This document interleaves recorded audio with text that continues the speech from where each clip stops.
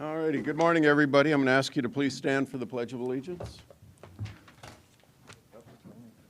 Pledge allegiance to the flag of the United States of America and to the republic for which it stands, one nation under God, indivisible, with liberty and justice for all.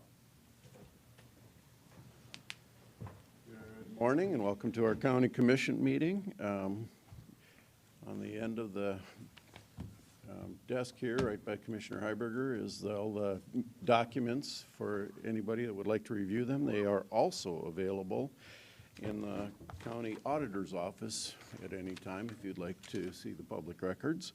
If you have a cell phone, you may want to silence it to avoid embarrassment, and if you need a listening device, ask one of our county staff. They can help you out. Call our meeting to order and move into our routine business and look for a motion to amend the agenda to remove item 13. Second. Motion and a second. All those in favor? Aye. Okay, our agenda is now amended, and now I'm going to look for a motion to approve our agenda. So moved. Second. All those in favor? Aye. Opposed, same sign. Our agenda is approved. Now I'm going to look for a motion to correct the commission meeting minutes for August 3rd, 2021, to correct the motion by Benega and second by Heiberger to authorize chair to sign a 12-month lease agreement between Minnehaha County and Four Fat Guys LLC for fleet truck storage during the construction of the new highway shop. There were 4 ayes. Commissioner Bender was not present for the vote. That's the amendment, so I'd look for a motion to. I'll make the motion. Second. All right, all those in favor say aye. Aye. Opposed, same sign, motion carries. Now I look for a motion to approve our amended meeting minutes for August 3rd, 2021. So Motion. moved. Second. All those in favor say aye. Aye. Opposed, same sign, motion carries. We have bills to be paid in the amount of $7,742,145.68. Pay the bills. Second. Second comments? Mr. Chairman, I would like to ask our auditor, Ben Kite, to make some comments on the bills. Good morning, Auditor Kite. And let me say, he's doing a great job. Thank you for that. I think we'd all agree. All right, thank you, Commissioners. Ben Kite, Auditor's Office. Yes, so I thought it'd be helpful just to kind of highlight some of the diversity we have in the bills that we pay on a regular basis. So, for example, for this week, we did pay about $4,000 in ambulance fees for transportation on the corner and other items. Publishing fees, we paid out $7,000 for all the public notices we pay out. So that's for a 2-week period. We had 2 funerals that we paid for, totaling $3,000. Jail had to feed its inmates for the 2 weeks. That cost about $45,000. Mental evaluations, we spent about $34,000 in mental evaluations. Highway Department, they did a variety of things, micro-surfacing, they spent about $725,000 on that. Culvert replacements, a couple $100,000 on those. Public library, we support the public libraries around the county. We contributed about $320,000 to the public libraries. Treasurer's office also collects state motor vehicle fees. We remit those back to the state. Collected about $4.2 million in motor vehicle fees that we remitted. So that's of the $7 million, that's obviously the largest portion. Fire premium, so there's a special tax assessed to insurance companies around the state that helps fund our volunteer fire departments. We allocated about $780,000 from that, so it's kind of a pass-through. But again, it just kind of highlights the diversity of monies and bills that we pay on a regular basis, and I think it's just kind of important for the citizens to understand that. Amen to that. Nothing more diverse, I don't think, than county governance. Thank you, Ben. All righty. So we have a motion and a second to pay our bills. All those in favor say aye. Aye. Opposed, same sign. Motion carries. All right. We have numerous reports. I never know if I'm supposed to read these, so I will. We have a Planning Department Building Permits Report for July. We have our Mobile Crisis Team Statistics for June. We have the Minnehaha County Sheriff's Report for July 2021, the Register of Deeds Statement of Revenue for July 2021, the Auditor's Office financial reports for July 2021, and I think, Susan, you're going to comment on that. So while she's walking up, again, all these reports are in that binder and available in the Auditor's Office as public records. Good morning. Susan Beeman with the Auditor's Office. We just want to highlight a few things in our financial documents that were provided to you. On the general fund cash balance, we just wanted to note that you'll see a decrease in that fund cash balance of roughly $13.3 million. That is due to our transfer of some dollars from the general fund to the building fund, as you were briefed on and approved back in July. So that transfer was processed in the month of July. Related to, if we'll go down a couple of slides from there, just related to the expenditures year to date. So on page 3 of our report. Just wanted to brief you very high level related to where we're trending on our expenses from actual to budget. Our personnel expenses are trending favorable to budget as expected.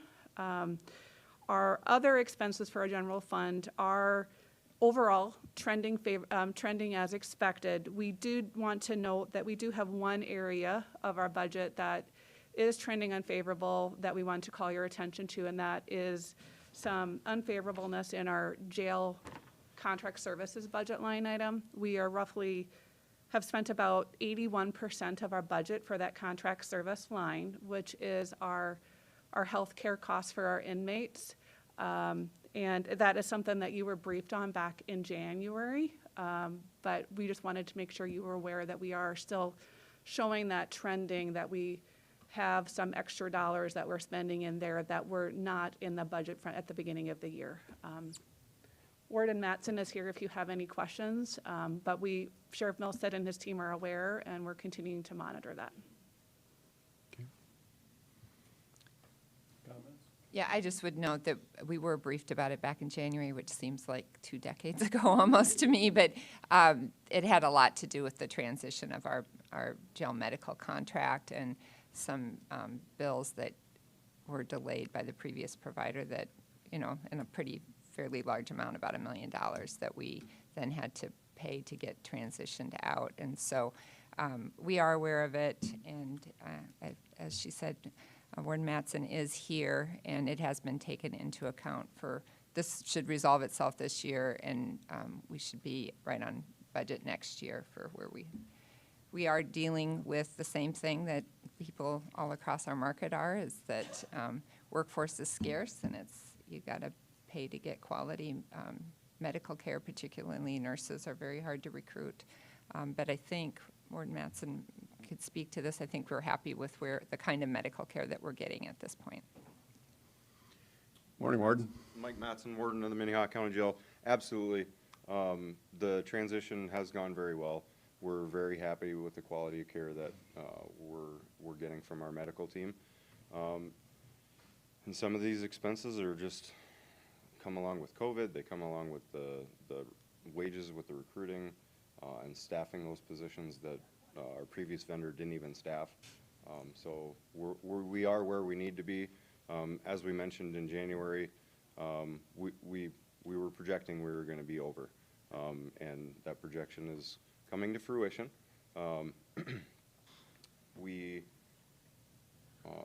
We're going to continue to monitor it, and we'll absolutely keep the commission in the loop. Thank you.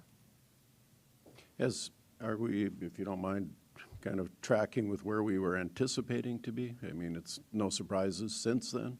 Nope, no surprises since then. If I'm calculating correctly, I'm guessing we're going to be about 600,000 where we're going to have to supplement. Okay. So that's with some estimated costs over the next several months. We could be more favorable where we don't have as high as expenses, so the number might come down a little bit, but it might go up a little bit too. It just depends for those off-site care things. If people have to go to the hospital, if somebody has a serious illness, and we're responsible for that medical cost, the medical cost is a medical cost. And unfortunately, that's part of our business. In our jail, we take care of you. Commissioner Barth. Thank you, Mr. Chairman.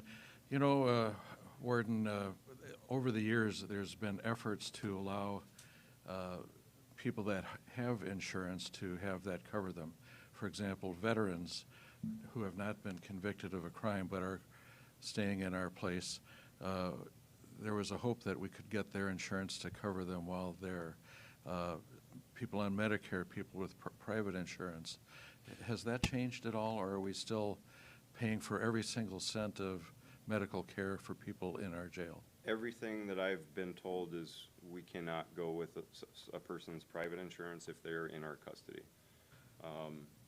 It's something I can check back into it again. No, that's fine. This has been an issue for many years. But You know, the veterans, for example, they have very strong benefits, but they lose those the minute they walk in your door. Correct.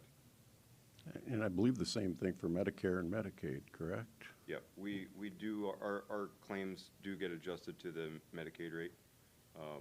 And that's one of the things that that CMM does for us, is they calculate that rate and are in very good communication with the community providers as far as billing goes.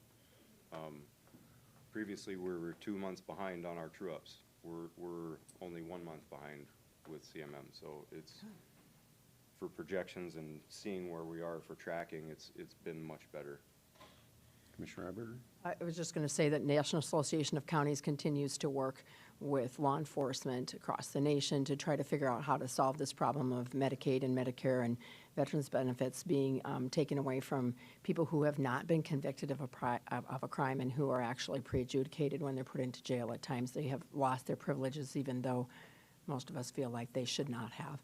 So that continues to be a work in process for our National Association. All righty. I knew Cindy would know.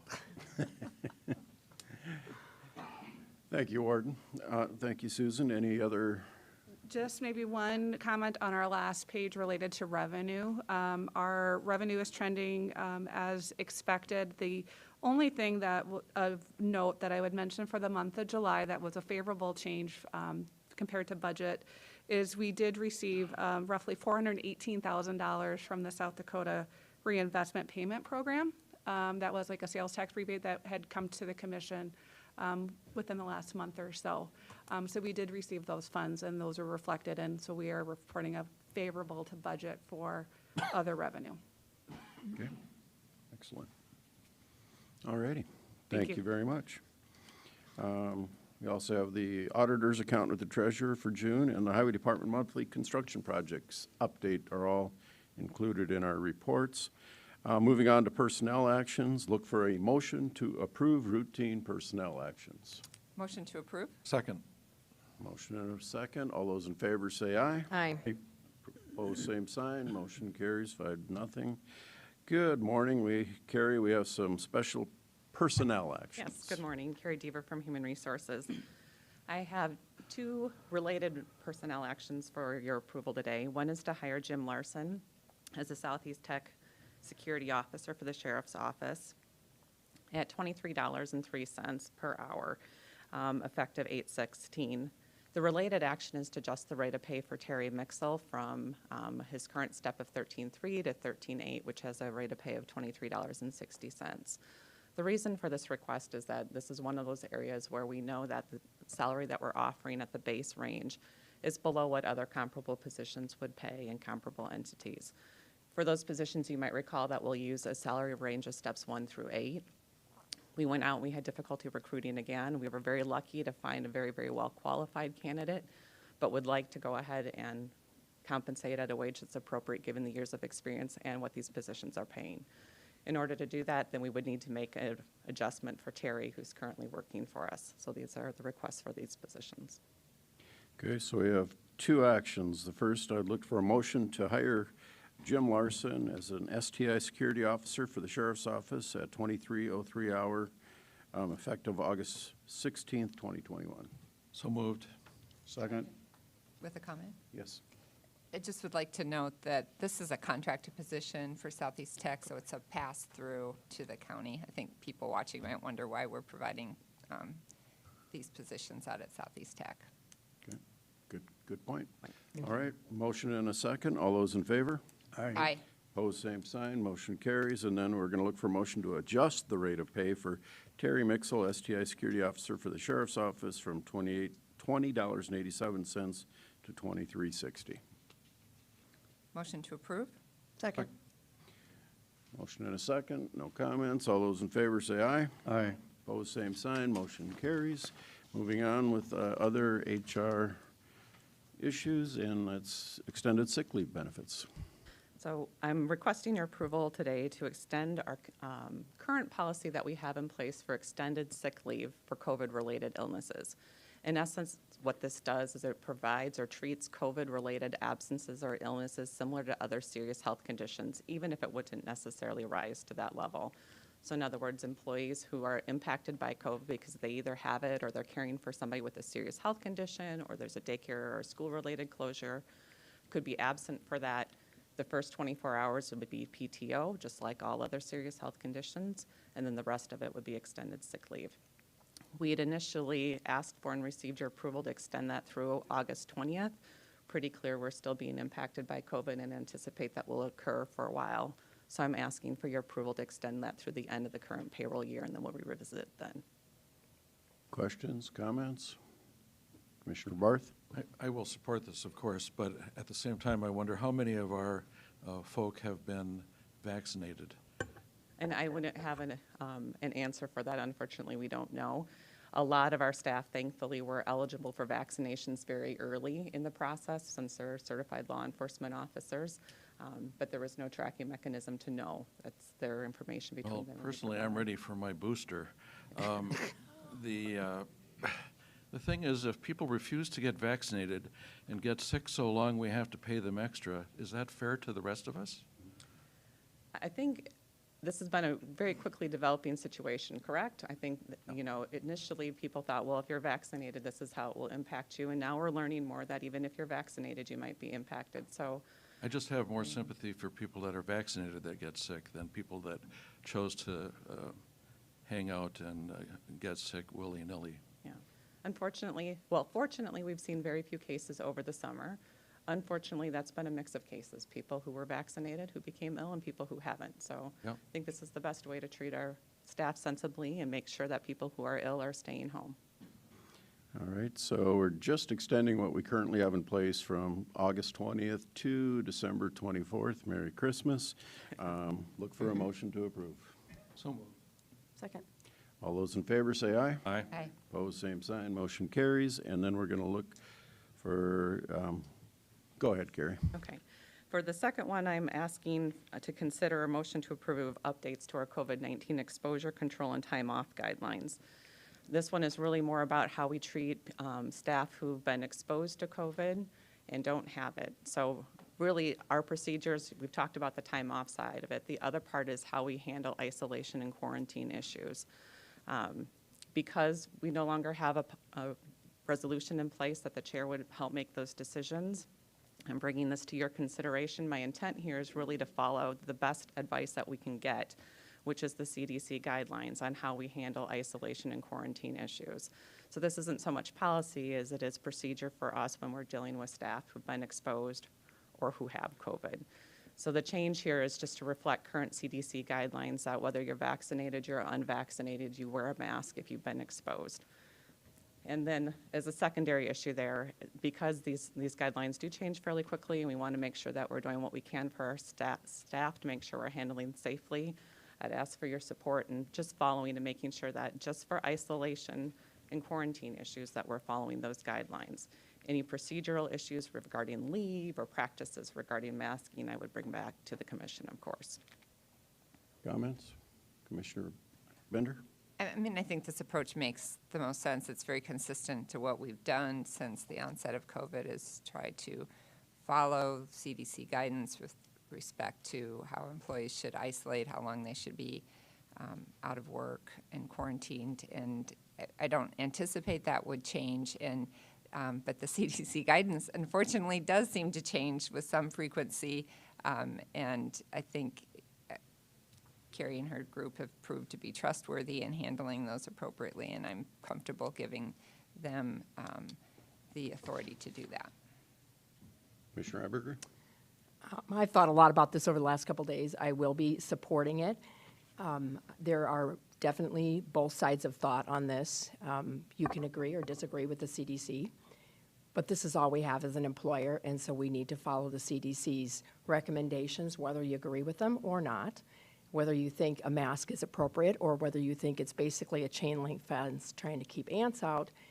It's what we have. And we all know the CDC changes regularly.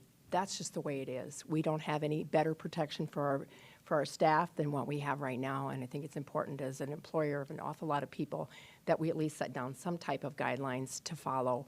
Are they perfect? No, I'm sure they're not. We have no idea what direction to go, but this is where we're at right now, so I will be supporting it. And I'm thanking Carrie for the time she offered me yesterday as we visited about different ideas on CDC and what we would do with our staff, so. Not seeing any other comments. The only thing I would add is, when it comes right down to it, this is counting on our employees to do the right thing for those people around them, because nobody knows if you were at a family reunion 200 miles away and exposed to COVID. When you come back, we're counting on you to do the right thing, and we're counting on, and this is our policy, and we're just trying to keep everybody safe. So I'm supportive of it too. It's difficult, but necessary.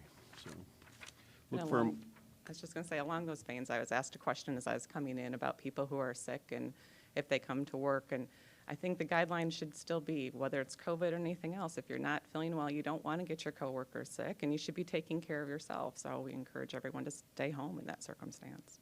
Amen to that. Look for a motion to approve. So moved. Second? Motion by Barr, second by Bender. All those in favor say aye. Aye. Opposed, same sign. Motion carries. Thank you, Carrie. All right, we have an application for abatement, RDID 3068810-440, Veterans Exemption, 2020 property taxes in the amount of $2,853.98. Good morning, Kyle. Good morning. Kyle Sachs with the Equalization Office. Like you said, this is an abatement that's come forward on a veterans exemption, so pretty straightforward on this one. So just need a motion and a second. Move for approval. Second. Call the roll. Barth. Aye. Bender. Aye. Benega. Aye. Heiberger. Aye. Karski. Aye, motion carries. Thank you. Thank you, Kyle. Notice and request, we have a Highway Department notice of construction change order number 1 for Highway Project MC 20-01. Pretty cut straightforward. I think it's a decrease, correct? Yep. All righty, so that's no action, just a notice. We have planning and zoning notices, none. We have a petition for compromise of lien. DPNO 47323, an amount of $749.30. Morning, Melinda. Good morning, Commissioners. Melinda Storley, Commission Office. The action requested today is to consider a motion to compromise the joint lien and release the petitioner from the responsibility of the lien with payment of $260.80, leaving the remaining balance, $488.50, in the name of his ex-spouse. The petitioner is in the process of buying a home he is currently living in for $175,000 and is expecting to close today, August 17th at 4 p.m. The couple separated in November 2005 and filed for divorce on November 2006. The divorce did not finalize till January 2009. He incurred joint poor relief fees of $488.50 during the period the couple was married, and $247.30 for legal representation.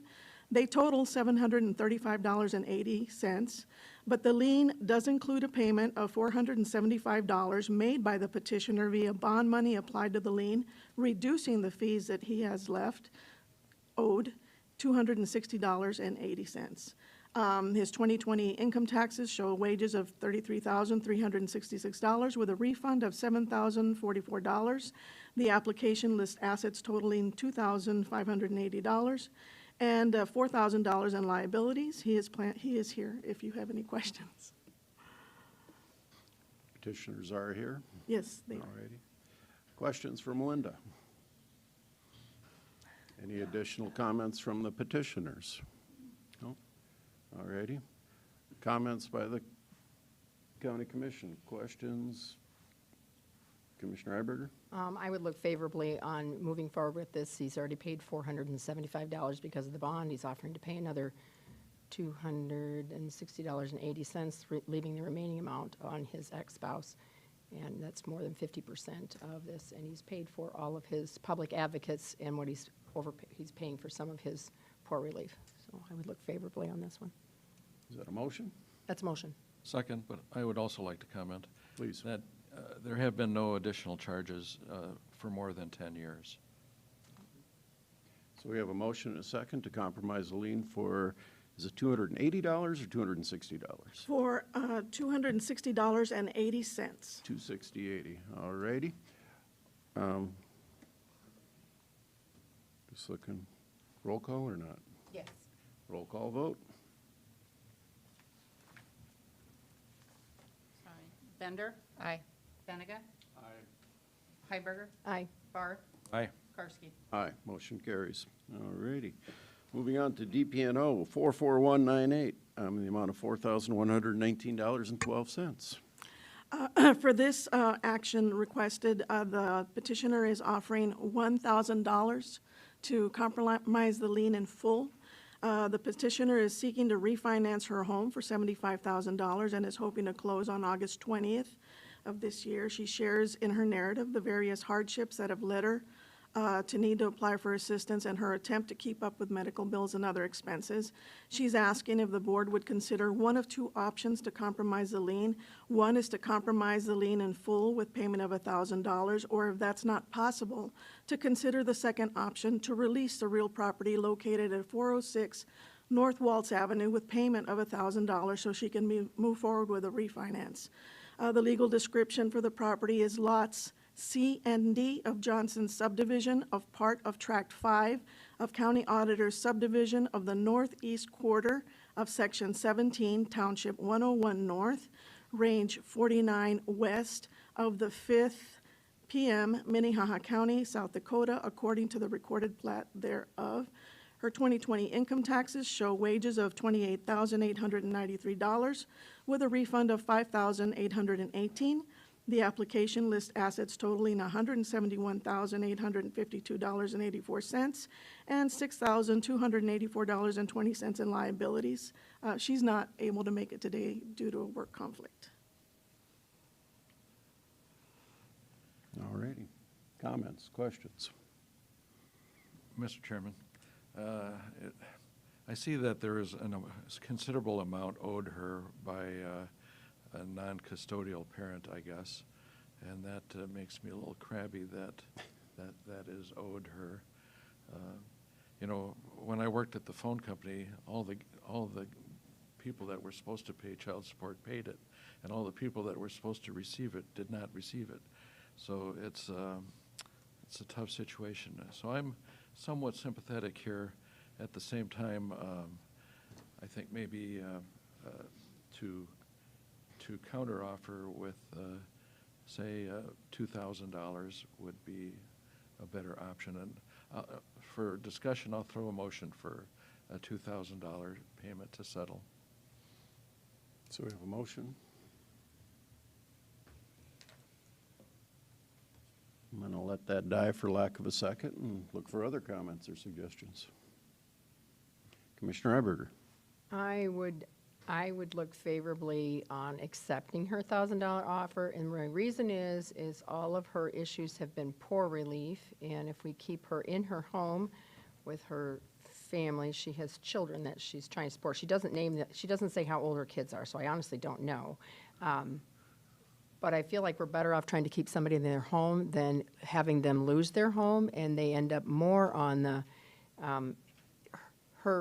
her payments for her house are less than rent payments would be if she's in an apartment.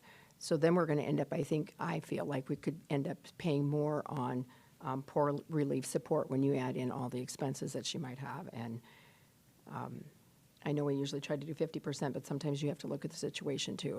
And from the narrative, I think that accepting $1,000 and releasing her home is probably the best thing to do. So I'll second that. I guess that was a Other motion. comments? I guess that was a motion. That was a motion. Okay, second. Other comments?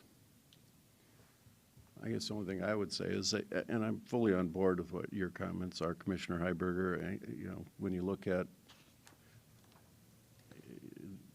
the home's value compared to when she purchased it, and she's obviously going to do from what I can understand, a cash out refi and pay off pretty much almost all of her debts, leaving her in a better place. I mean, some of her poor relief has been fairly recent, less than 2 years ago. So I just hope that we don't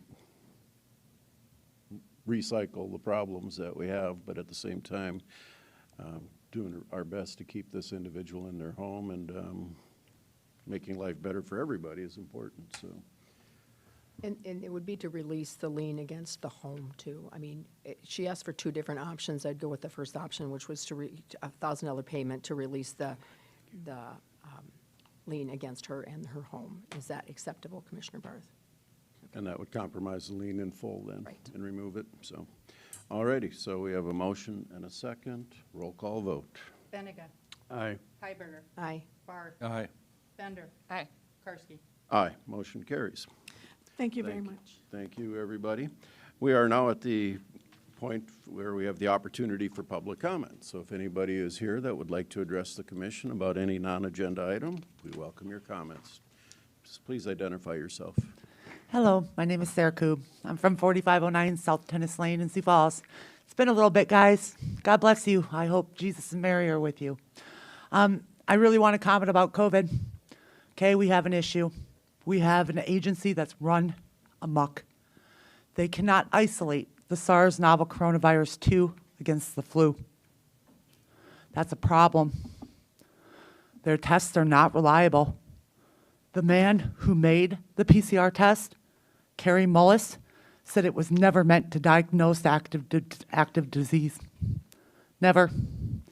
And there seems to be an agenda to control population movement and to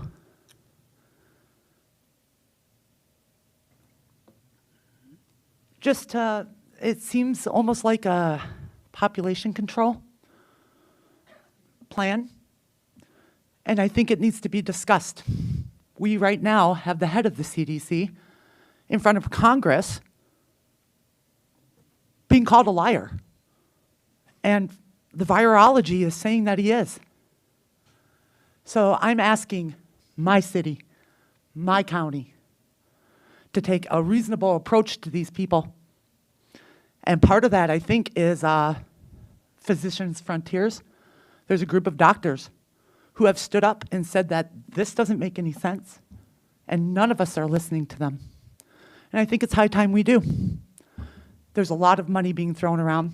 There's a lot of things like papers, guys. And I'm like, you got to have a passport to get on the interstate? That's what they're talking about. And to me, my concern is that if we demand papers to get on the interstate, we're going to have to put up fences at the state borders to regulate that. And then it's a slippery slope to feudalism and a divorced states of America.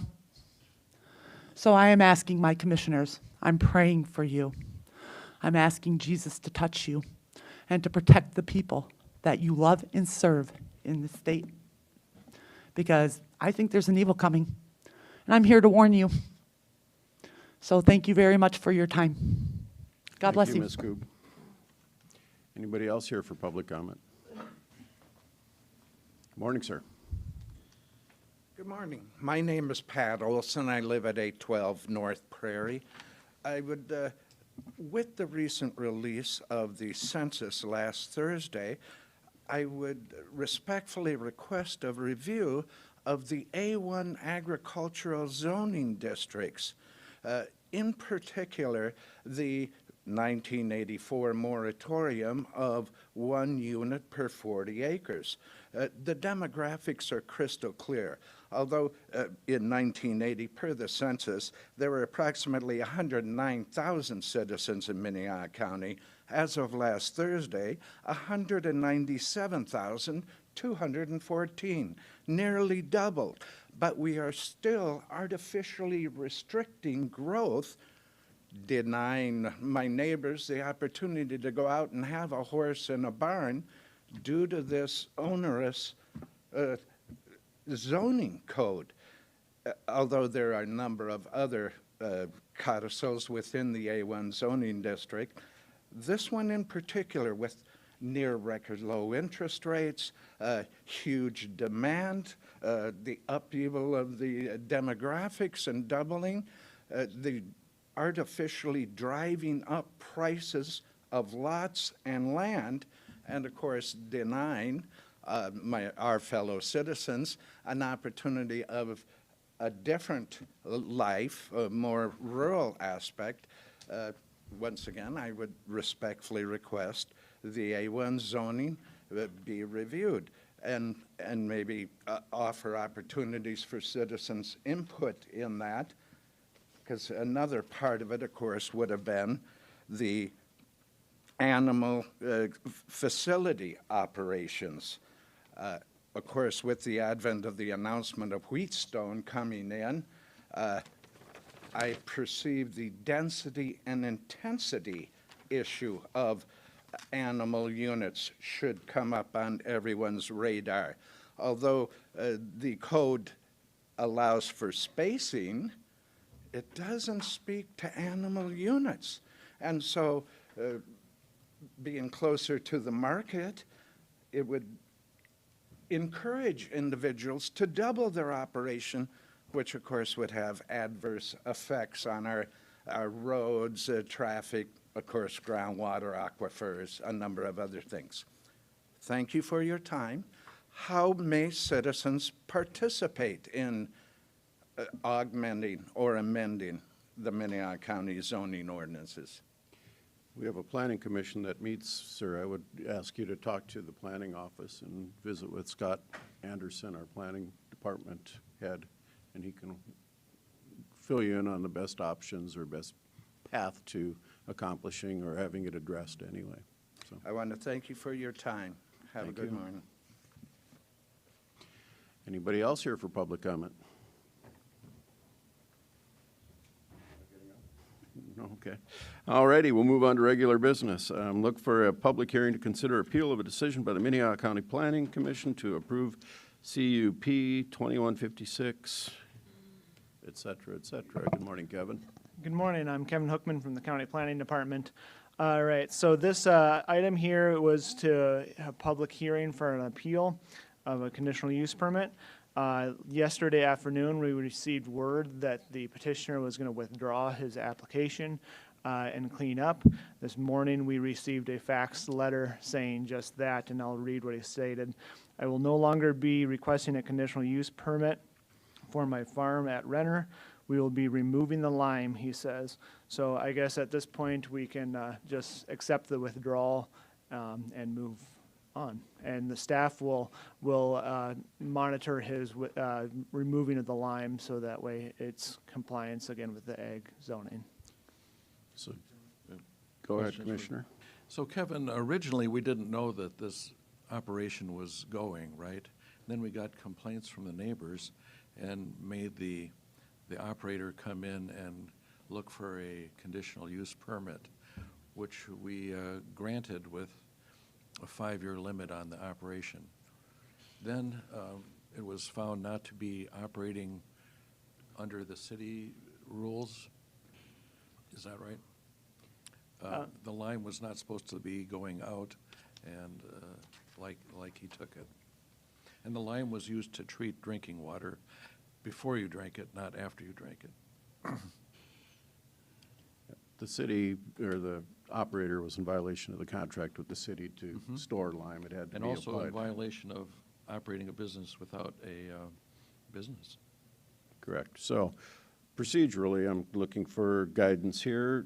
Since this has been withdrawn, do we have to do anything? No, I move to, Legal advice here. What, Mr. Attorney, tell me what we need to do. Mr. Chair, to clarify the record, it would be my recommendation that you deny the conditional use permit because it's already been granted. It's now been withdrawn, but to clarify the record, just have this board then deny it. and then dismiss the appeal as it's now moot because the CUP's been denied, so. Look Make for a a motion motion to for what deny he the said. appeal and dismiss the, or deny the conditional use and dismiss the appeal. What he said. Okay. Second. So a motion and a second. All those in favor say aye. Aye. Opposed, same sign. Thank you, Kevin. Thank you. Motion carries. Gerald has a point, Mr. Chair. Here, Mr. Chair. I just have a quick question. After we are obviously aware of the fact that he has been operating illegally, so to speak, is there a process that we need to pursue or not? Mr. Chair, there certainly are options within the planning world as well as potential nuisance issues that could be explored. I don't know that you want to get into a full conversation right now, I'm but just wondering at yes, this point. there certainly are potential remedies or options, yes. I think it's probably safe to assume that he understands that the eyes of his neighbors are upon him, and if anything happens again, it'll probably be reported and dealt with as a illegal operation according to our zoning codes. So, all righty. Thank you very much, everybody. All right, so we have a public hearing to consider the 2021 Burn JAG Program Joint Spending Plan. Captain Bosman. Good morning, Commissioners. Joe Bosman, Minnehaha County Sheriff's Office. This morning I have in front of you an agenda item for a public hearing on the 2021 annual Edward Byrne JAG program. We call it the JAG, it's Justice Assistance Grant. What it is, it's an award that's given out each year to municipalities and counties based on crime stats that are reported to the federal government. We are a partner in this program with the City of Sioux Falls, so I've got Captain Jeff Garden with me as well from the Sioux Falls Police Department. Part of the program requirements is that we have to have a period of public comment, so anyone that has any questions or concerns about our spending plan on this program has an opportunity to do so. No action is required from the commission other than we just have an opportunity for folks to talk. So is there anybody here that would like to address this item? Please step forward. Sarah Kubigan, same address. I would like to ask that our state government sanctify some life here. Make sure that we're not killing people, because that is God's alone. So I ask that, you guys do the best you can on making sure that we're not executing people in South Dakota. Thank you. Have a good day. Sarah? All righty. The 65-35 split, is that 65 to the county, 35 to the city? It is not, but it's a good thing then, because that means that we would have a larger violent crime rate in the county okay. versus the city of Sioux Falls. So we were fortunate to take the 35, I think, in this So case. we still take care of the people they bring to us, okay. Commissioner Heiberger. I appreciate your comment on the 60-30, 60-35, whatever it was, just because you said that the crime is lower than the county, because I always wondered why the split wasn't. I didn't know, maybe it's population more based than crime based, but whatever it is, if it's crime based, it makes me feel better than saying, oh, it's population based, because I have always kind of wondered. And now I Yep, know. and population and crime rates sometimes do correlate Right, together as well, too. exactly. So, yes. Yeah. All righty. Any other questions? Any other public comment? I still don't like it because all of these crimes happen in the county as well as in the city. But to take it another step, I'd like to comment on cameras. And, the camera is just just part of the cost. The full cost of them is, it's sort of like the iceberg where 9/10 is under the water.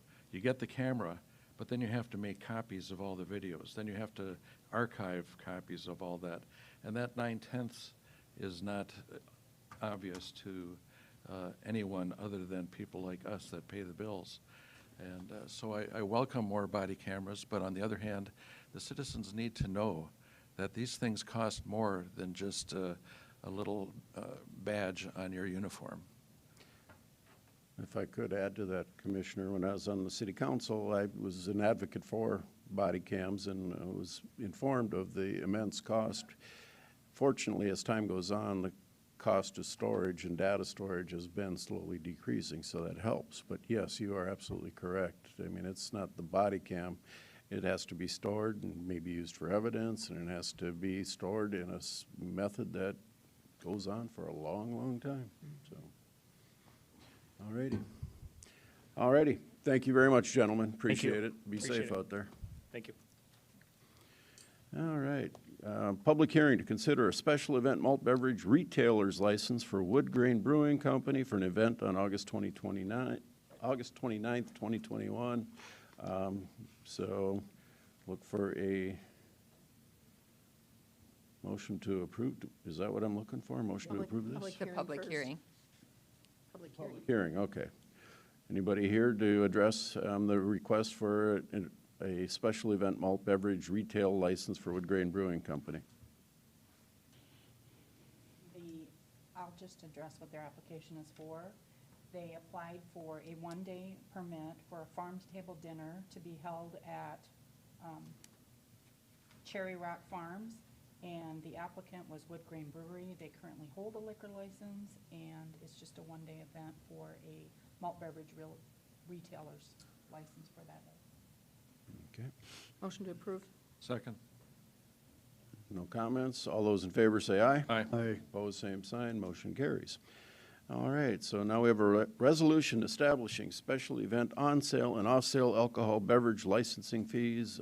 Auditor Kite, this is something new for us. Yes, thank you, Commissioners. Ben Kite, Auditor's Office. So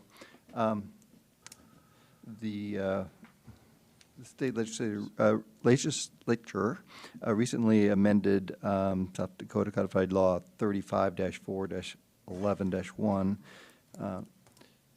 That law always required that each county adopt the number of liquor licenses that it will allow on an annual basis. In addition to that, the legislature amended that law this year to allow counties to offer the sale of off-sale liquor licenses. So prior to this, we've only been able to issue on-sale liquor licenses. So we currently, Minnehaha County currently has 13 on-sale liquor licenses, which was established by the last census in 2020 or 2010. So I've got some recommendations on the number of off sales that we would allow. I have spoken to our Sheriff Milstead, asked his opinion on this. He did not have an opinion on the number of licenses that we should issue. One thing to understand with the issuance of a off-sale liquor license is that we are only allowed to issue licenses that are outside of the 3-mile limit, the city limits of all incorporated communities in the county. So along with the information, I did provide a map for you that highlights the areas that fall outside of the 3-mile limit within Minnehaha County. You can see those, that's quite limited, all that area in pink. I've talked to other counties as well, getting their thoughts on this. So after those discussions, I guess our recommendation was to adopt 13 as the allowable number of on-sale and off-sale. So we've already adopted the on-sale at 13 in prior years. Now I would just recommend that we also include issue or allow the same number of off-sale licenses. And then we need to adopt the charges that we would, what we would charge for each of those licenses. So currently, state law requires us to charge no more than the nearest organized community for on-sale liquor licenses, right? So if you live, if you want to establish a bar outside of Brandon, right, and issue a liquor license, you would pay whatever the city of Brandon would charge. That's like $1 per capita. So, likewise, Sioux Falls, their liquor license is based on population. They charge $1.25 per person, and that's like $193,000. Or you could open up a bar outside of Colton, and it would just be, I think, $1,200, right? So, after kind of considering where these any off-sale licenses would be. Recommendation was that we charge $1,200 for a off-sale license in those areas that are allowable, along with a $500 renewal fee. The $500 renewal fee is the maximum amount we can charge. There's no maximum amount on the license fees for off-sale, but it had to be greater than $300, and $1,200 was the amount that was comparable to other liquor licenses. And then we would also just readopt the temporary alcohol licenses that we have for things such as the special events for malt beverage, on-sale wine, on-sale other special events. We list those there as either like $25 a day generally or $50 a day, plus a publishing fee of $50. That is what the resolution is, basically to get us in compliance with the state law that we need to adopt these fees and the number of allowable licenses by the 1st of September. I would look for your support on that if you have any questions. Thank you, Auditor. Questions, comments? Commissioner Barth? Does the census make a difference then? Well, or yeah, new once we census get the, numbers? I guess we haven't received the official results, right? So people might be interested when I look at the, whatever preliminary census data I could find, we probably will see somewhat of an increase, maybe 3 licenses for on-sale liquor licenses in the county, I would guess. Well, I'll try not to rant, but, this is like the only way, almost the only way we get any revenue from alcohol. And our costs from alcohol, a weekend in the slammer might lead us to tens of thousands in medical bills for an individual, and yet you can get a liquor license for peanuts. And anyway, that's my normal rant, and thank you. Other comments? I have one if nobody else does. Next year, we're going to be coming back and Correct. revisiting Yeah, this. we'll probably be revisiting this soon. And I don't have a problem with the 13 or 1,200 and 500, but, when I look at our special, the 1 days at 25, I mean, we have people come in and say, I want 10 one-day special permits, and they're spending $250 or whatever. It just doesn't seem to be an equitable system, and I would look in the next year and with, maybe input from the commission, just discussion about the one-day licenses and changing the cost of those. I don't think we're charging enough for what so many one-day requests that we get, so my personal opinion. So And they don't even invite us. I have not had an invitation, no. Probably be a conflict of interest. All righty, so look for a, Chairman, before you, 2 things. Just for the record, Eric Bogue, State's Attorney's Office. Auditor Kite had a very but understandable small misstatement. His memo is spot on, but the law says we cannot charge less than the nearest municipality. It's not that we can't charge more than. You could, theoretically. Most counties do not, so the way his memo is drafted is again, 100% accurate. That's the way the ordinance, or the resolution, I'm sorry, was drafted. I might also suggest that you have the briefing on the ordinance that follows, because they are so closely interrelated. As to the chair's point on the specials, that's a verbatim copy from your existing resolution, MC 2077, I believe. So there's no change there on the rates or the language in the ordinance, so it's exactly what you have been doing. It certainly is probably time for a review, but just wanted to make sure you understand where those numbers had come from. Neither Auditor Kiter or myself had changed those. Those were existing rates, so. Eric? Mr. Chair, if I could just ask one follow-up question. You noted that in your memo that the formula that we've used for licenses has been 3 for the first 1,000 in population, and then 1 license for each 1,500 population over 1,000. Is that something that's created by statute, that formula? Is that something that we have No, that's created by voluntarily- statute. That is created by statute. Okay, thank you. All right, look for for a motion to approve this resolution. Mr. Chairman, just another question.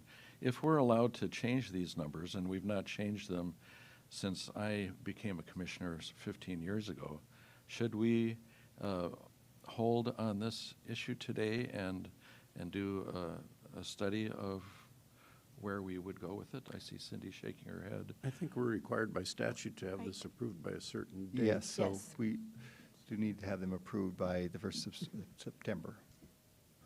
If we want to review the numbers, we can renew the numbers later. Right. There's nothing that would prevent us from coming back to you in mid-September with a new resolution with a new proposal for dollar amounts. It's fine. Motion to approve. Second. Motion by Heiberger, second by Benega. All those in, no, this is a roll call vote, I believe. Yeah, call the roll. Sorry.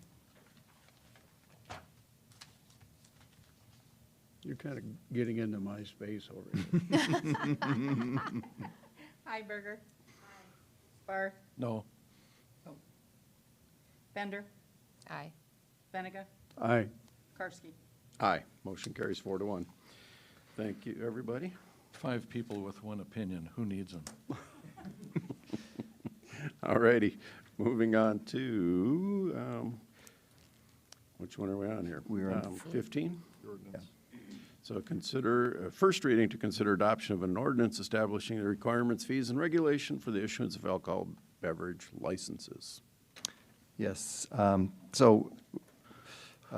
working with the state's attorney's office, well, actually, the state's attorney's office drafted an ordinance for us related to the issuance of alcohol licenses.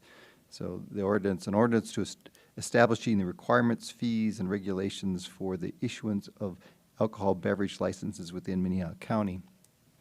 The ordinance basically lays out what is required for businesses to be able to qualify for a license and what they must do. It doesn't specify fees.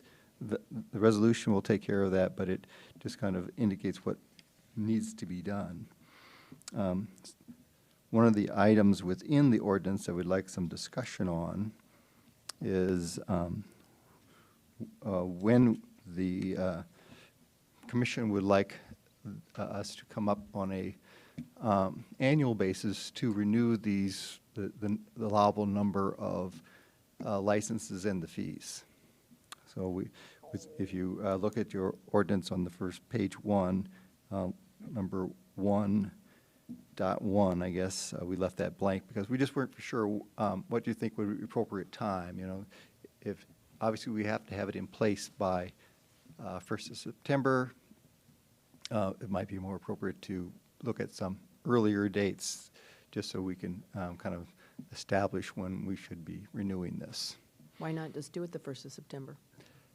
Because it has to be done by that date. I Yeah. think the 1st of August would probably be. Oh, I see We what you mean. prefer to back up, maybe some even, 1st of June, something like that would, might be appropriate. I would prefer to do it the 1st of July. That kind of helps us get through the budget cycle, and otherwise I think we tend to get so focused on budget, it might get lost in that process, so. Okay. Good point. So we do that on an annual basis by the 1st of July. Set, so that would be the 1st of July to determine the number, but it has nothing to do with the cost.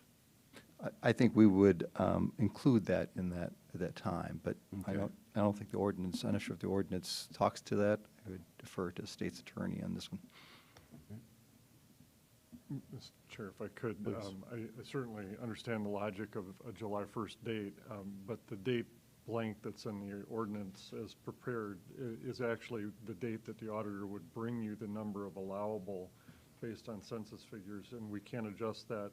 Census does provide periodic updates to their numbers, so it's not just a decennial period. It can go out more frequently than that. I might recommend that you actually have the auditor bring that number to you probably the 1st of June so that you can act on it in July.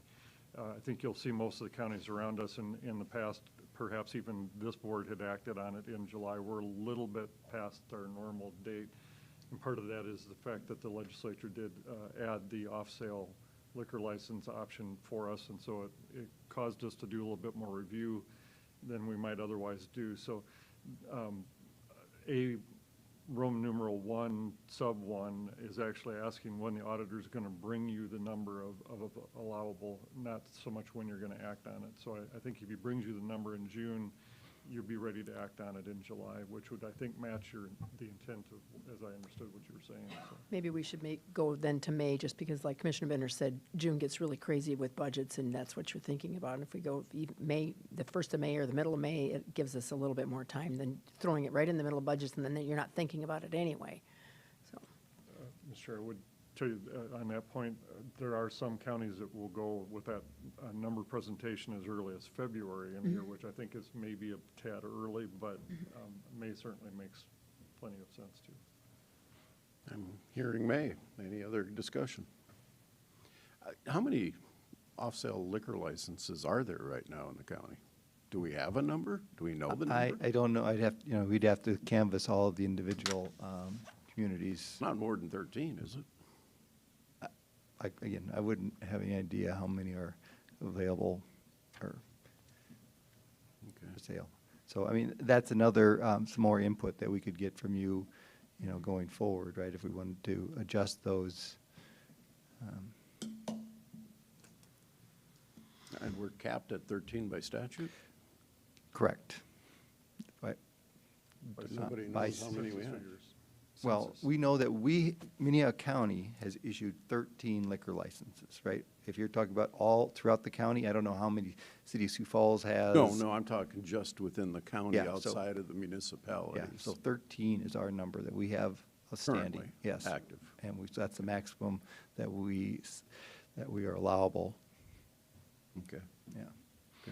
Mr. Chairman, and some of those the city growth has gone out and put them within the 3-mile area, but there still are licenses at this point.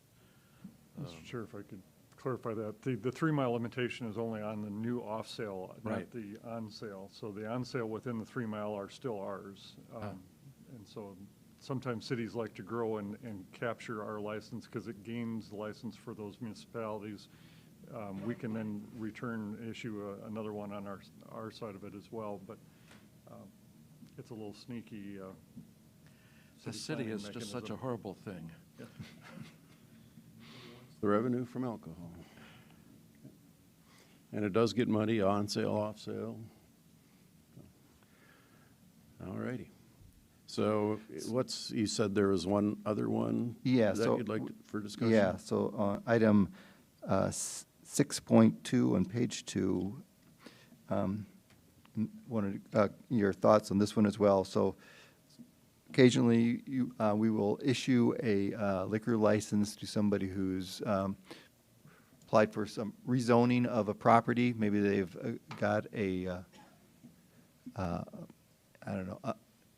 some other business that's zoned inappropriate for alcohol. We would issue them a license, but they're applying for rezoning.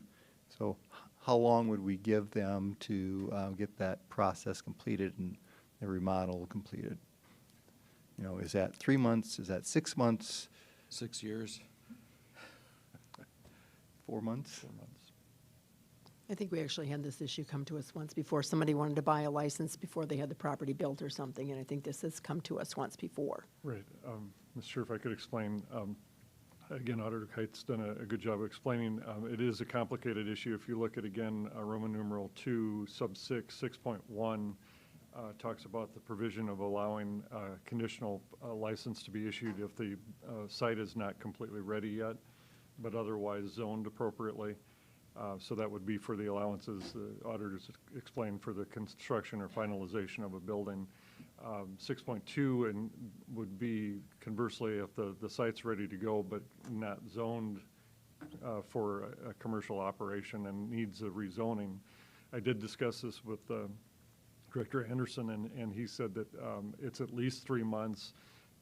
Generally takes no longer than 6, but he said traditionally 4 months is a pretty accurate timetable. So if you were to base on past history, 4 months would be an appropriate time to put into that would allow them an opportunity to get rezoned and have that process finish to be able to use then their conditional license. There is a provision, if you look at 6.3, that if it's not finished, that they could get an extension, so. So 4 months? I think 4 would, based on what Director Anderson's saying, would be an appropriate number to put into that blank. Discussion?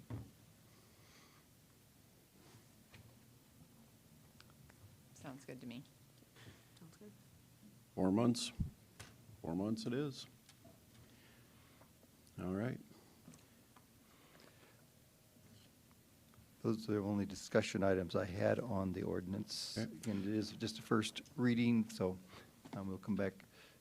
So we want to next- set a hearing date for the second reading, correct? I would- No, first reading, okay, well. No, Mr. Chair, to its credit, Minnehaha County has done more notice than is required under statute. To adopt an ordinance, you're required to have 2 readings. This is the first reading. The second reading has to be no earlier than 5 days after the first reading, but you do not have to schedule a public hearing. And if we do that, you will not get this finished within time to correlate with the rates and the numbers that you set with the resolution.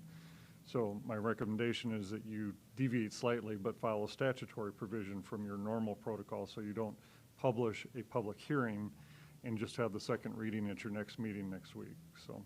Okay. So we're statutorily and we're fully transparent, and we're going to have our second reading Yes, next week. All righty. Is anybody here for public comment?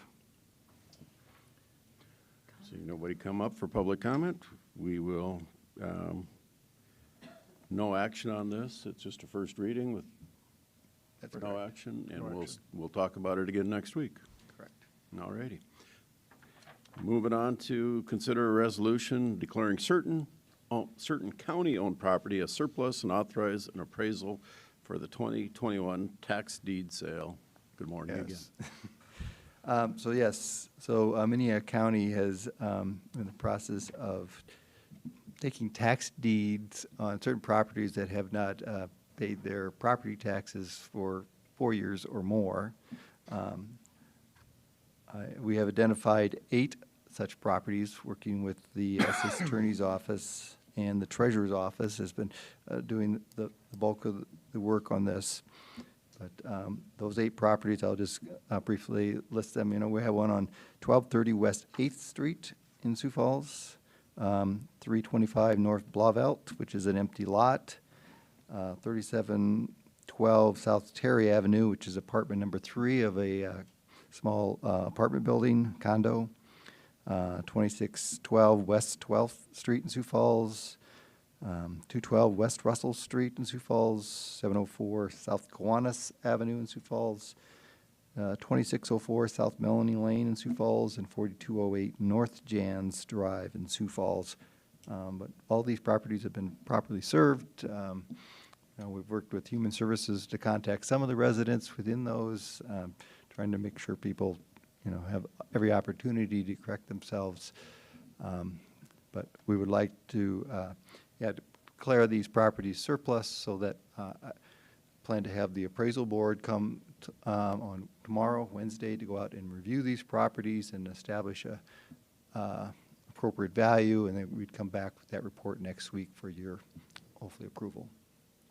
But this would allow us to move forward with some sort of sale of these properties in the near future. Comments? Questions? I get, the only question, the vacant lot previously, or the one that burned down, are the taxes due on the property when it was whole with the Yes, structure so on it? next year, the property, the taxes will diminish greatly, because the house was there, burned down last year, so it's still, if that value, and then next year they will decline to, a more of a empty lot. Okay.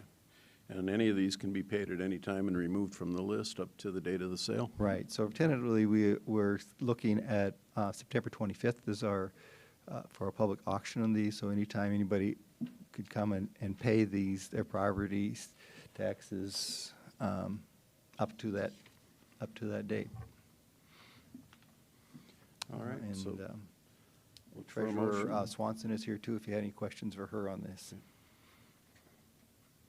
Not on this, but if you'd stick around for old business, I do have a question. I'd make a motion to declare these properties acquired through the tax deed process as surplus and authorize selling them. Is that what I need to So do? we look for a motion to adopt the resolution on those. That's it. Okay. Let's adopt the resolution. We have a motion to adopt the resolution. Look for a second. Second. All those in favor? Aye. Opposed, same sign. Motion carries. Thank you, Ben. All right, moving on. Authorized chair to sign change order number 1 to amendment number 1 to the CMAR contract with Henry Carlson for the administration and extension building. Good morning, Carol, and we got a whole crew coming in. Good morning, Commissioners. Carol Muller, Commission Office. Before you today is a change order to an amendment on a contract. We'll take you back through that just a little bit. On May 25th, you signed a construction manager at risk, CMAR, contract with Henry Carlson, and that was for the extension and admin remodeling. And you amended that contract on June 1st to reflect the GMP, or the guaranteed maximum price, for the extension remodeling. And as you've driven by, you'll notice that there's a lot of work being done, and the roofs, not the roof's coming off, but the slate shingles are coming off on there. The slate roof is coming off. So we can tell there's a lot of work being done on the outside and the inside of that particular project. Today before you is a change order to that amendment, because now we have the GMP for the remodeling of the administrative building. So that change order is for $2,315,900. So we would ask for you to authorize that change order, and we'll continue to move ahead. All right, questions, comments, motions? Make a motion to approve. Motion and a second. All those in favor say aye. Aye. Opposed, same sign. Motion carries. All righty. Moving on to a briefing on the admin extension building remodel. Mr. Strasburg, good morning, sir. Good morning. Dick Strasburg with Tegra. So we thought we should probably just give you an update on kind of where we're at with both the extension project, extension admin project, and the highway. So that's the intention this morning. There aren't any decisions that we need. So on the extension project and the admin, I'll just give a quick recall, just a little recap of kind of where we've been with it. We started out, the USD study said that it would be a project to update this building would be 4.6 to 5 million, and to update the extension building was 234,000 to 648,000. And as you recall, we got into it and looked at it and said, you know, this extension building, we probably should do things long-term, because that building isn't going anywhere. It's a good, solid structure, historic building, so we should sort of do things in that right, do it right. So some of the things we've included there were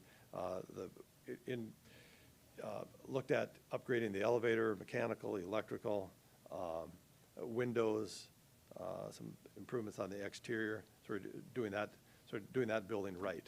So if we look at the costs on that, do you have the update on that showed the, yeah, there we go. Okay, so if I'll just kind of walk through kind of what we have there. Okay, so we've got the design fees on it. Not a lot's changed there.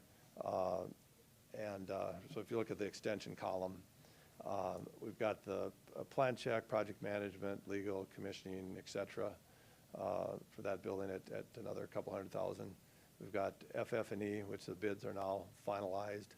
We've got that, you'll be seeing that shortly with a contract, to approve a contract on the furniture, another 125 on that. And then we've got the construction. Now we've got the construction that you approved of the guaranteed maximum price of the 2.3, and then we've got the contingency on it. So that project comes out to a total of $3 million. And then we look at the admin building, and the number comes out about the same. It's a little bit more than that. And so you can see the numbers that range from it's almost 50-50 across the board. There's a few things that change. There's more furniture in this building, for example, than there was in the other building. So that's kind of an update on it. So we've got the 6.1 million. I don't think you've heard that number before. We've talked generally that it would probably be somewhere around 6 million. But I think we're sitting pretty good with it on the contingency we've been through. We know what the surprises are in the extension building. We've been through it. It's opened up. And we had a few things that were positive. One is the architects and engineers had to assume that the structure may have to have some improvements in certain areas, and as we opened it up, it turned out that it was better than what we thought. So we gained 90,000 on that. And then we have other things that have cost more. For example, putting the slate roof on to meet the historical society and or historical preservation people in terms of their standards. So we've spent a little bit more there, but overall it's good. I think that's the message on the extension building. On this building, we haven't opened up yet, so we don't know what we've got yet. So we're holding the contingency, a combined contingency of 271, and we'll see once we start opening things up. And in a building like this, our biggest concern and the risk on it is, if you look above the ceiling here, there's years and years of wiring. Used to be the telephone cable, and now it's got the upgraded cable for higher speed and data, and so security and fire alarms. Got kind of everything here. So that's probably our biggest concern here is just doing the improvements in here and keeping everything going. So we've got an occupied building, keep everything running, not hurt anything on the mechanical, electrical, voice data. So that's probably the biggest risk here. So that's kind of an update on the extension and admin. Any questions on it? I think some of you have been pretty involved in it. I would just like to thank the team. I mean, it has been, it's anytime you're doing remodeling, there's extra challenges involved, but I think we've got a great plan, and I'm happy to see things working over on the extension building, and so hopefully we'll keep our fingers crossed about the remodeling of this building, I think. Yeah. Well, thank you. I would agree. We're doing the extension building right, but we're kind of kicking the can down the road a little bit with the admin building, but what it's going to take to make this building, to replace this building and the cost, and we're buying time is all we're doing with what we're doing. So I think on that front, on this building, after we learned what we did about the building envelope, mechanical, electrical, the systems here, so I think the direction is that we're doing the minimum we can in this building to sort of limp it along, and we'd again encourage to look at the strategic plan and get that going to know if this building's going to last. If it needs to last, is it 5 years, 10 years, 15 years, 20? How long will it be? I think that information will be real helpful on making improvements to like the mechanical system, because you can Band-Aid something along if it's 5 years, but if it's going to be 15, we probably have some different decisions on it. So, trying to make the best decisions. All righty. So that is a briefing on this. So no other questions. We'll move on to a briefing on the highway facility construction. So the last time we left, we've got the guaranteed maximum price in place, and we came back with a request for the cost escalation due to what's happening in the commodities market, and you approved the project at $12.9 million. And but what was open on that was within the Henry Carlson contract, they had an opening of saying that if there's additional cost escalation in this bidding climate, that we still have exposure on that. So we thought it'd be good to just come back and give you an update on where we're at. I think we got good news on it. So I'll let Henry Carlson, the one that did all the work on it, so I'll let them present that. Morning, gentlemen. Good morning. Dave Deary, Henry Carlson Construction. Well, we took the bids for the final package on August 3rd, and I'm really happy to tell you guys that we received really good competitive quotes. And so if we take those results along with the scope modifications we did, if you recall, we dialed the building back because we were concerned about costs. And so those results, plus our scope modifications, reductions, plus our early procurement strategy. If you recall, we actually took bids on the pre-engineered metal building early, ordered it early, avoided actually 3 price increases to date, and brought our M&Es on board early, and avoided additional price increases on their commodities. When I roll it all up, we've got funds available. We've saved enough funds to add back a lot of those amenities that we removed from the project. And so, sitting in a really, really good position. I guess next steps would be to sit down with the building committee and review in detail the results and the savings and discussion of which alternatives the county would like to pursue. Okay. So you're asking for us to meet as a building committee? That would be correct. And Sooner the better, or? Yes, of course. So building committee, next week, Tuesday, is that a possibility, Carol?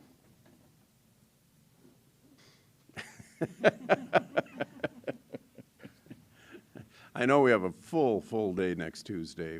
Commission meeting at 9, joint meeting with the city at 4. Might as well add one more thing and start this one at 8. I apologize because I stepped out. What do we need to cover? The short story? Review of the bid results and current budget status of the. So talk about the amenities that could be added back in and the Yes, final we can meet pricing. next Tuesday. So I think an 8 o'clock meeting, and I don't know if there's anything else that we could carry over, but as a building committee, it would probably be a good open forum for discussion. So we will 8 meet. o'clock. Will 8 o'clock be early enough? Will 8 o'clock be early enough, Dave, if we have 45 minutes, or do you need more than 45 minutes? Because I don't want to get here and then be crunched for time. Yeah, I think we should have at least an hour to an hour and 15 minutes. Okay, so need to go 7:30, 7:30. building committee meeting next Tuesday. Yay. Alrighty. And I'll look forward to about 11-hour day on Tuesday. Okay. Slave driver. Yeah. Start at 7:30, done by 6, so, okay. I don't think we'll I be would done by just 6. like to make a comment. Please. Our experience, obviously, with this process and with Tegra and Henry Carlson to this point has been long and arduous, to say the least. And we started with, I forgot the first number, other than the fact that we almost all had heart attacks. Yeah. It was somewhere in the 21 or some $1 million range, and I think we're down to somewhere around 12 to 13 million, which is a credit to all the processes you guys went through and Tegra went through to make this reasonable. And, you know, the county appreciates your dedication to get that done. It was not a fun project or conversations multiple times, but you handled it professionally, and I appreciate that. Oh, well, thank you.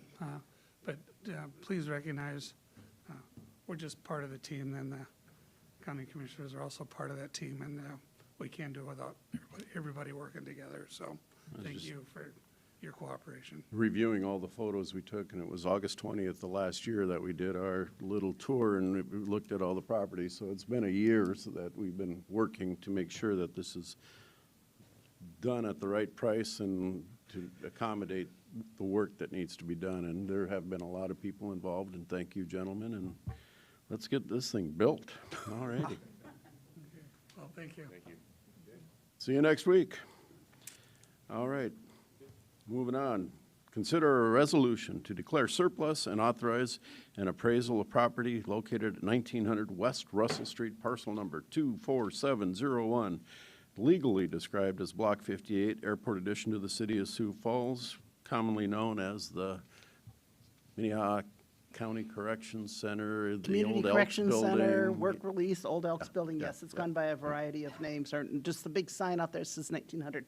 Carol Muller, Commission Office. Before you today is a request to declare that property as surplus property.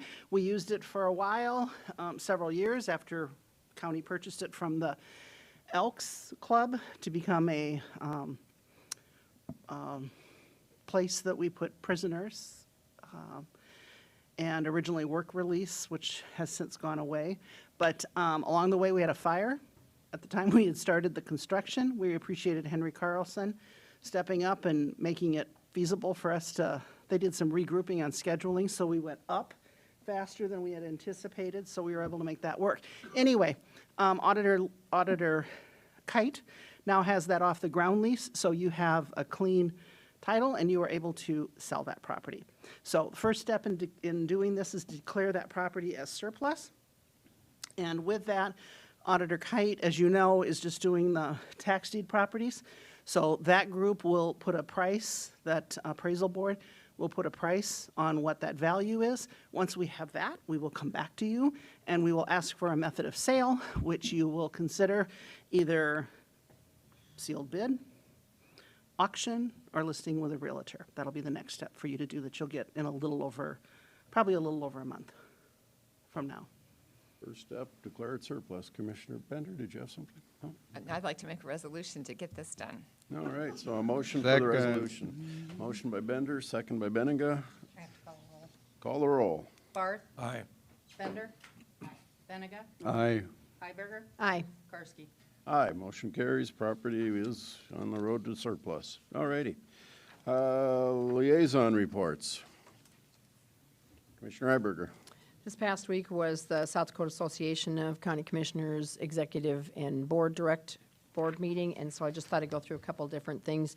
One of the topics that we talked about was Ide Bailey has put forth a letter of engagement that they would do a consulting services for counties on the American Rescue Plan Act. Idaho has, this is nationwide, not just Minnehaha County or South Dakota, but Idaho has engaged with them and will be working with them.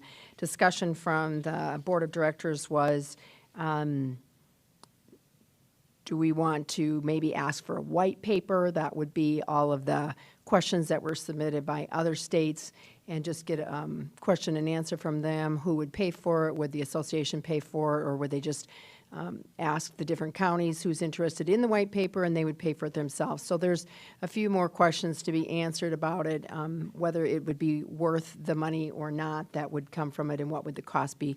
I do have the letter, the consulting letter, and I will give it to Carol to photocopy and send your copy, or to electronically copy that and send it to you if you just want to look at that.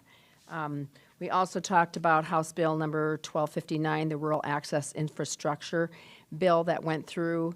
LTAP and the Department of Transportation are doing a lot of training. They've been tasked with that by the legislature to do the training on that. There is information on the South Dakota Association of County Commissioners website. The whole little booklet, fact sheet, whatever you want to call it, that is now on our website if you want to go in and look at it. We had only one copy to pass around to the commissioners to see to kind of review what they put together. That will be coming out to each county once that gets off the printing press. They had just sent the, I don't know if it was a DOT or LTAP, I don't know who's printing it, but whoever is printing it had just sent it to the printers, so those copies are not out. It's just a small informational booklet. And I think our highway's on top of that. They're doing their training and looking at how that's going to work. That money evidently has already been given to the counties, according to what we were told. That money has already been given to the counties for small structures. Yes, and our auditor is saying, yes, that money has been given to us. We did kind of do a roundtable really quick on, where different counties were sitting on the marijuana, medical marijuana, and I would say that all counties represented there were similar, with the exception of Lincoln County, were similar to what Minnehaha County is looking at and doing just one dispensary and moving slowly to see what actually happens before moving forward. We did talk about fees. There was a little bit of discussion about what was appropriate and what was not appropriate.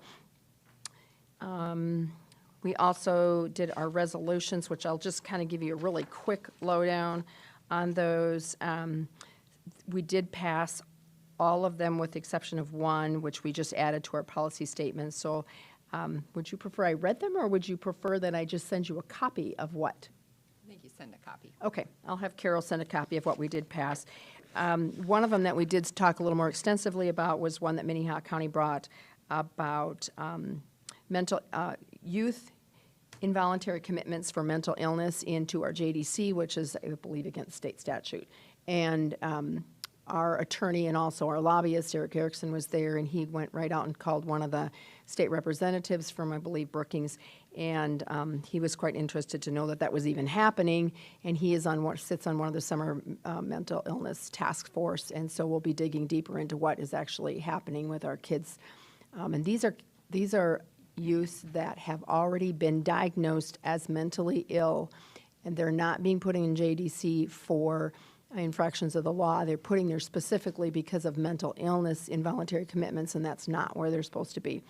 So I anticipate that we will actually have some legislation or see something happen with this, I hope, because it is not where those kids need to be. It's the worst thing you could do with a kid who's having mental illness issues is to stick them in a locked cell in a JDC with kids who are in there for violations of the law. I think that's about it. We have the SDACC convention coming up in Rapid City in mid-September, and it actually correlates with our second Tuesday of the month, which we don't have a commission meeting, so we won't actually be taking time off.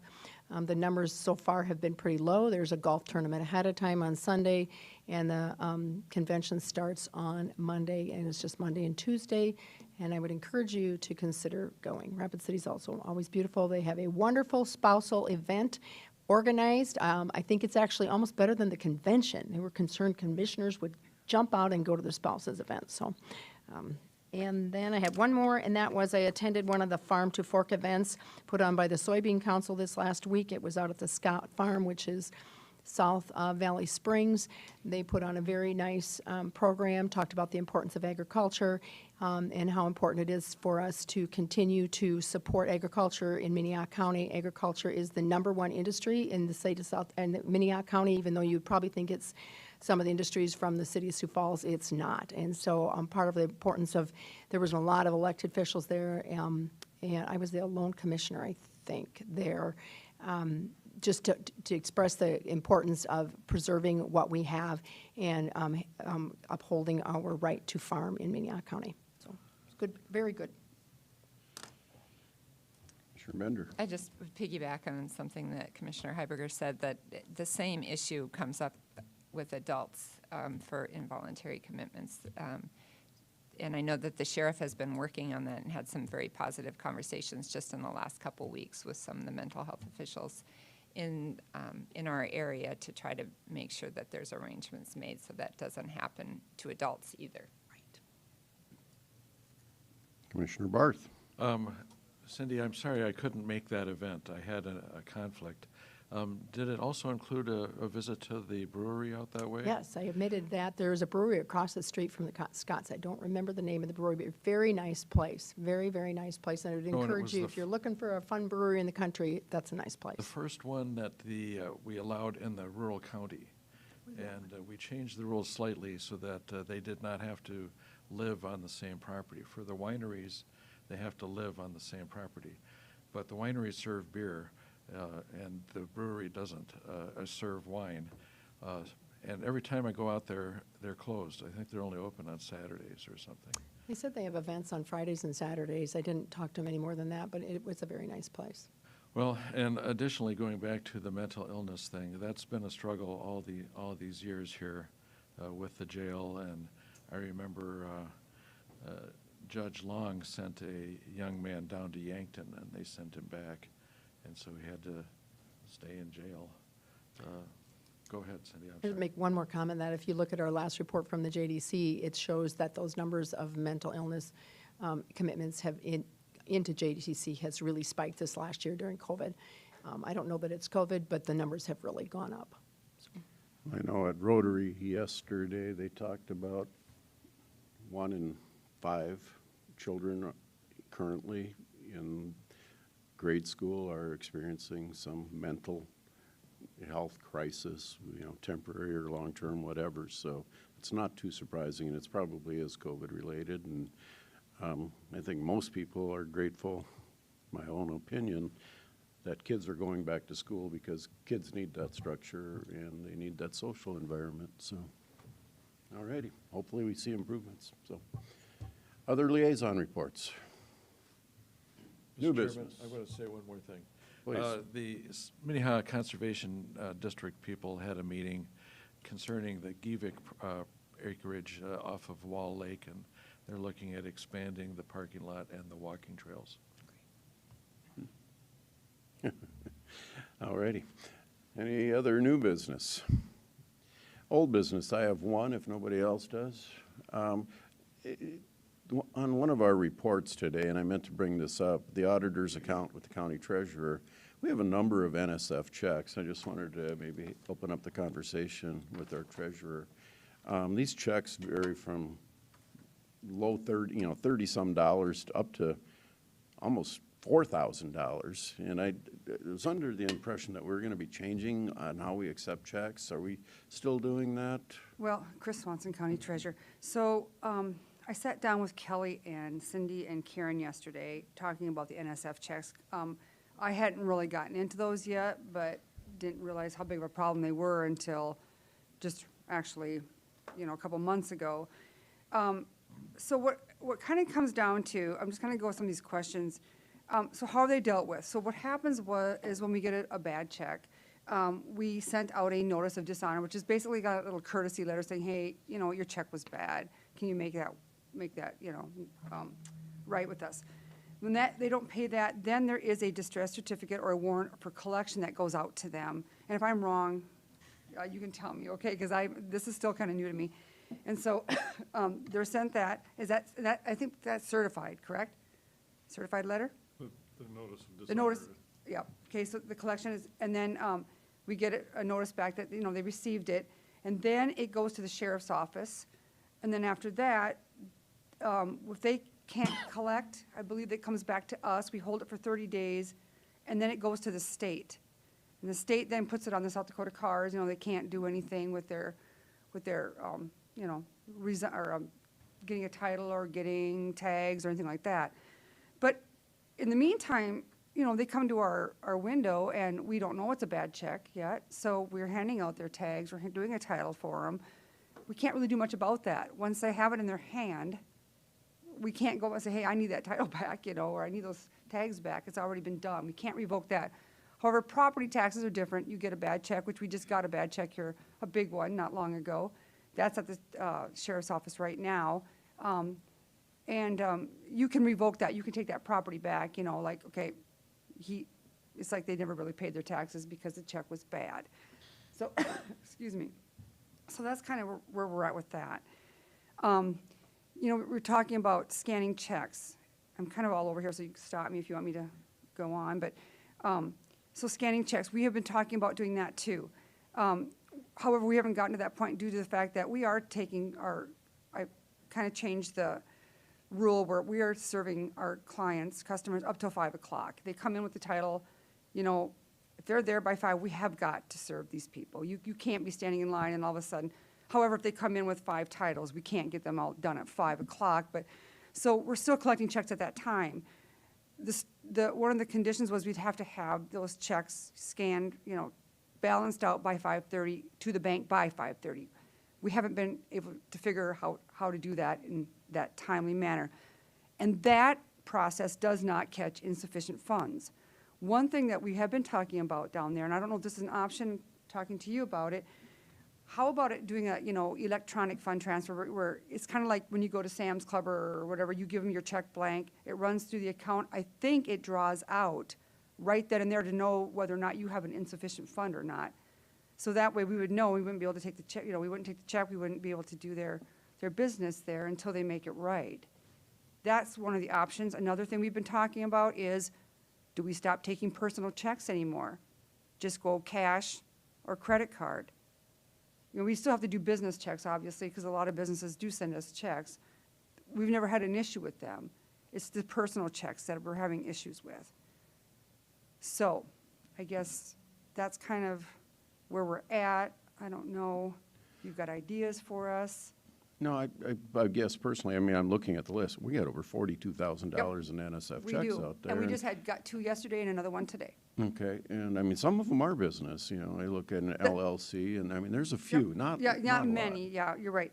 The last time these were addressed, which kind of shocked me, 2018 was the last time anybody did anything with our non-sufficient funds. So this is a top priority right now in the office. What did we do in 2018? That was our last time we ever went after a non-sufficient fund. Okay. I also, and I could be wrong, but I'm thinking that there were some that were even older than that. Jeff, maybe There you are. remember We've got that a bunch we of- just dismissed because we didn't know what to do about them. So That's what it's we not, wanted, since the state's attorney's office, to kind of give us some guidance on that. What do you want us to do with those old checks? Do we write them off? Do we still try to collect? I'm sure a lot of them are probably long gone. And I know one of the complaints of retailers in general is that our state's attorney's office is too busy to pursue I know. checks. I mean, it's just, it's, I know. it's low, low, low on the priority list. No, nothing, I- it's just I- the way it is. I don't know what the expense with the electronic system would be, but I think that would be worth checking into. I think Running we checks should. through that scanner and pulling it out of the account immediately. I don't know. I can look into stuff like that and see, I'd like you to see know. it. And I don't know would you ever consider not taking personal checks anymore? I know a lot of people come in, they don't want to use a card because there is a 2.35 service charge on that, on the amount that they're charging. And some of these people will come with $8,000 and give me a credit card. It's like, are you sure you want to do that? But they do it. So, Mr. Chairman. Yeah, I would personally be interested in having you look into this more and Okay. come with a proposal as to what you think would Okay. be the best solution for managing that process. and maybe another option would be, they can only write a check up to a certain amount. I don't know. Not going to catch the small stuff. It's not, anyway. it's not going to catch the small stuff, anything under, your $500, and we have a lot of those, Do we bid our swipe fee for the credit card? Has that been looked at? 2.35, I don't know if that's a good number or, We I looked at think that that's just high, a but maybe couple that's years pretty- ago, I think, didn't we, Carol? Wasn't that part of the? Started it within the last 4 years, Yeah, as within even yeah. using credit cards, Yeah. and we didn't look at it at that point. maybe there's another company, I don't know, oops, excuse me. And I know Monty wandered through here, but we can refresh a little bit and look at that, because yes, there were some things with GovTech when we brought on board, but there were some contracts already in place that had been signed by previous elected officials. You remember on that, Monty? So we can Thanks for look at paying that attention, again. Monty. It'll be good to revisit. Yeah, I think the 2.35 was proposed by GovTech, the vendor who partnered with the credit card processor. I think that's competitive. I believe the previous vendor was a little bit more than that. So maybe something that can be evaluated, but that's just their fee for their part of the process, and I think it's reasonable, but something we can look at. it's not my world, I was just asking, so, okay. Commissioner Barth? Commissioner Heiberger is absolutely right, and we used to have pages of old checks that had bounced, and we got tired of looking at the same names years later, and we sort of cut it off there. But let me say that the personal check aspect, I may look like an elderly person, but there are people older than me that may not be able to adjust to. And actually, I would encourage everybody to do their business by mail. You don't have to come down and stand in line. You can do it by mail, and And with a lot that- of our renewals are by mail. We get a lot of that. You still see a handful in line, but most of our line is actually titles. The amount of titles that are coming into the state right now are phenomenal. Do people that mail in checks bounce them? Nah, I guess I don't know the answer to that, Commissioner, but I can look into that, the mail-ins. My guess is no, it's usually the ones that come up to the window. But I can look into that. If I go to the kiosk, am I charged a swipe fee to renew my tags? Are we? Okay, we are, yeah. Okay. My wife does it, so Is I it $1.50? didn't. Okay, it's a $1.50 fee, okay. Okay, interesting. All righty, okay. Thank you very much. Sorry Yeah. for putting you on the spot, but. Oh, that's all right. I appreciate it. All right, I'm going to look for a motion to go to recess for about 8 minutes here. So moved. Second. All those in favor say aye. Aye. We're at recess. There's still a lot of people.